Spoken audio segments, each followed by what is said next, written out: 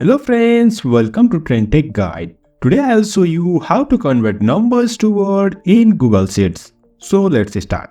First of all, you can see I am here in Google Sheet. Now you can see over here his number, name is listed over here. For now, I'll copy this and now I'll border them. You can see over here is my numbers. And its name is to be listed over here like this in the previous table. For that, we need to list the name of the numbers over here at first. Now I have range from 1 to 20. That means I have listed the name from 1 to 20.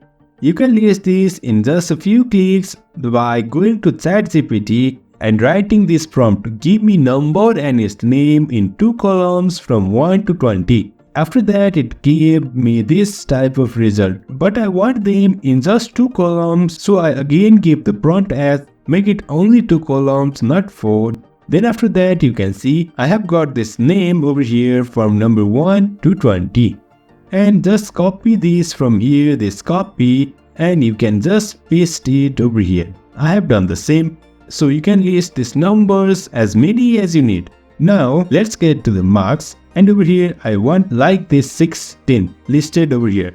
For that, I'll use one function called vlookup. Double tap on the cell and is equals to and write vlookup. After that, open your bracket and give the reference of which you need the number.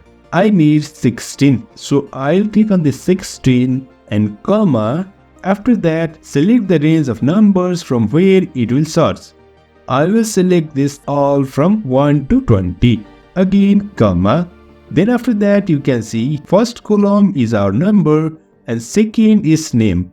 So I want name, so I'll give the parameter as 2. That means select the number from second column. After that, comma and false. False means we want exact number name of 1616 and enter. And you can see here is 16.